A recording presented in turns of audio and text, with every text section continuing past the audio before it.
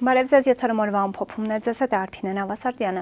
18:00-ի դրությամբ առանձնացրել ենք հետևյալ լուրերը։ Այսօր փետրվարի 20-ին լրանում է Արցախյան շարժման 38-ամյակը։ 1988 թվականի փետրվարի 20-ին Ստեփանակերտում լղիմ ժողովրդավարական падգամավորների խորհրդի արտահերթ նիստը որոշում ընդունեց դիմել Երևանին եւ Բաքվին Լեռնային Ղարաբաղի ինքնավար մարզն ադրբեջանական ԽՍՀ կազմից դուրս բերելու եւ հայկական ԽՍՀ-ի կազմ վերադարձնելու պահանջով։ Որոշումից հետո նույն օրը Երևանում Արցախահայությանն աջակցող ցույց սկսվեց։ Երևանի Ազատության հրապարակը, որտեղ հազարավոր մարդկանց մասնակցությամբ տեղի ունեցավ առաջին հանրահավաքը, որոշ ժամանակ անց դարձավ Արցախյան շարժման հավաքների վայրը։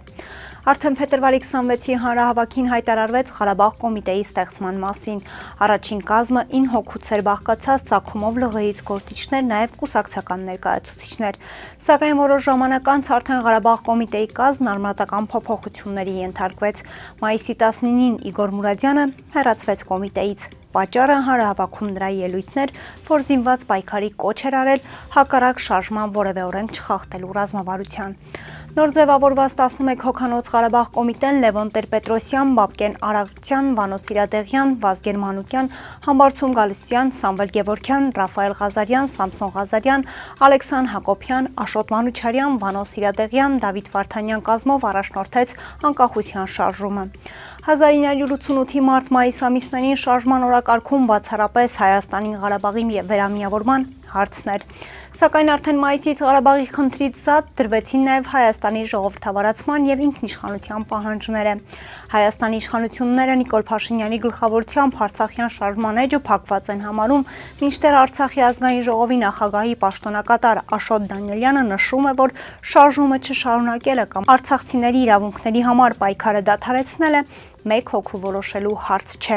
Նա չի բացառում, որ շարժումը կշարունակվի, եթե Հայաստանում ազգային իշխանություններ լինեն։ Նիկոլ Փաշինյանը Միացյալ Նահանգներից Հայաստան է վերադառնում խաղաղության ավելի մեծ վստահությամբ, այդ մասին նա գրել է Facebook-յան իր էջում։ Կարոտեցի Հայաստանը, վերադառնում եմ խաղաղության ավելի մեծ վստահությամբ, գրել է Փաշինյանը։ Հիշեցնենք, Նիկոլ Փաշինյանն ԱՄՆ նախագահ Դոնալդ Թրամփի հրավերով փետրվարի 18-ին աշխատանքային այցով Վաշինգտոն էր մեկնել մասնակցելու խաղաղության խորհրդի առաջին նիստին։ Ֆրանսիայի նախագահ Էմանուել Մակրոնը մայիսի 4-ին երկօրյա այցով կժամանի Հայաստան։ Այդ մասին հայտնում է Ֆրանսիայում Հայաստանի հյուպատոս Դենիս Ջորկաևը։ Մակրոնը կհանդիպի Նիկոլ Փաշինյանի հետ եւ կմասնակցի Եվրոպական քաղաքական համայնքի գագաթնաժողովին։ Նախորդ անգամ Էմանուել Մակրոնը Հայաստան էր ժամանել 8 տարի առաջ 2018 թվականին մասնակցելու ֆրանկոֆոնիայի միջազգային կազմակերպության 17-րդ գագաթնաժողովին։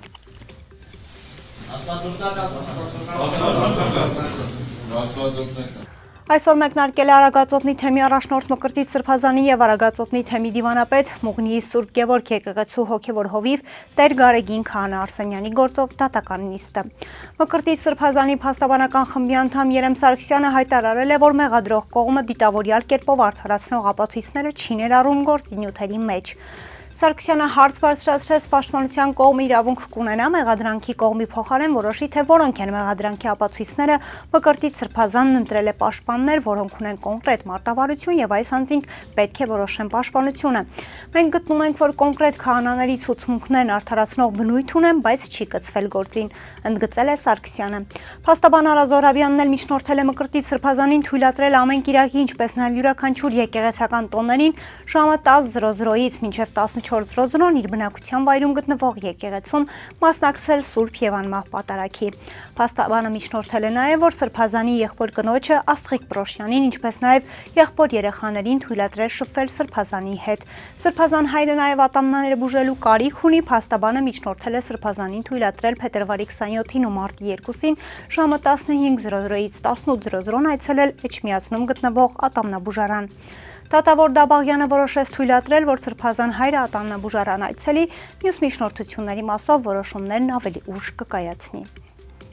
Ավստրիայի հնագույն Սանկտ Փյոլն քաղաքում հրավիրված եպիսկոպոսաց հավաքն ավարտել է իր աշխատանքները։ Հավաքին մասնակցել են Հայ առաքելական եկեղեցու 25 եպիսկոպոսներ։ Հայաստանի այց առաքելական Սուրբ եկեղեցու ամենայն հայոց կաթողիկոսության եպիսկոպոսած հավաքը հանդես է եկել հայտարարությամբ։ Եպիսկոպոսած դասը խորը մտահոգություն է հայտնել եկեղեցի պետություն հարաբերությունների ներկա իրավիճակի առնչությամբ, կոչ արել Հայաստանի իշխանություններին դադարեցնել եկեղեցու հանդեպ հալածանքները եւ հարգել եկեղեցու դարերով ամնագրված ինքնիշխանությունն ու ինքնավարությունը, վերջ դնել շինծ ու մեղադրանքներով ու զրպարտություններով եկեղեցականների ու ազգընտիր ամենայն հայոց հայրապետի նկատմամբ բռնաճնշումներին, ազատ արձակել կալանավորված եկեղեցականներին։ Հավաքից հետո արված հայտարարությունում ասվում է նաև եպիսկոպոսած հավաքի մասնակիցներս հորդորում ենք խոտորյալ 8 սրբազաններին գործել Սուրբ Էջմիածնի եւ ամենայն հայոց կաթողիկոսի հանդեպ հավատարմության ուխտի եւ ծառայական կոչման գիտակցությամբ ներեկեղեցական կյանքին առնչվող խնդիրներն արծարծել եւ լուծել բացառապես եկեղեցու լիազորատյաններում, ձեռնպահ մնալ հակականոնական գործողություններից։ Սանկտ Փյոլթնում էր նաև Փաշինյանի արշավին միացած ու կաթողիկոսի հրաժարականը պահանջող Ամերիկայի արևմտյան թեմի առաջնորդ Հովնան arczepiskopos Տերտերյանը, ում անունը եւս կա եպիսկոպոսած հավաքի հայտարարությունում։ Հիշեցնենք, Ավստրիայի Սանկտ Փյոլթ քաղաքի կաթոլիկ եկեղեցուն պատկանող տարածքում հրավիրված եպիսկոպոսական ժողովը վերածվեց եպիսկոպոսական հավաքի։ Ժողով լինել չէր կարող, որովհետև եկեղեցու կանոնական դավանաբանական որոշումներ ընդունող այս մարմինը գլխավորում է ամենայն հայոց կաթողիկոսը, իսկ նա շաբաթ օրը մեղադրյալ դարձավ երկրից բացակայելու արգելքով։ Օրագիտնի Զարփինե Նավասարդյան, պարոն Փամբուխյան, վերջին շրջանում ժամանակ առ ժամանակ Երևանի քաղաքապետարանի մի շարք պաշտոնյաներ են ձերբակալվում կոռուպցիայի գործով, եւ հիմա իմ հարցը շատ կարճ, հստակ Երևանի քաղաքապետարանում համակարգային կոռուպցիա կա։ Շնորհակալություն։ Շատ կարճ պատասխան է, որ չկա եւ Երևանի քաղաքապետարանում թիվ 1 կոռուպցիայի դեմ պայքարող մարդիկ դա քաղաքապետն է, իր տեղակալները եւ մնացած ղեկավար անձնակազմը։ Շնորհակալություն։ Փամբուխյանը նաև հայտնել է, որ փոստերի հետևանքով տուժած վարորդներին քաղաքապետարանը չի փոխհատուցելու։ Աջափնյակում փետրվարի 18-ին տեղի ունեցած արյունալի միջադեպի գործով հանրային քրեական հետապնդում է հարուցվել 1 անձի նկատմամբ։ Այս մասին հայտնում են Հայաստանի Հանրապետության գլխավոր դատախազությունից քրեական հետապնդումը հարուցվել է սպանության փորձի, խուլիգանության եւ հրազենի ապօրինի շրջանառության հոդվածներով։ Նշված անձին ձերբակալելու որոշում է կայացվել փետրվարի 18-ին ժամը 16:00-ի սահմաններում կրակոցներ էին հնչել Երևանի Աբելյան փողոցում։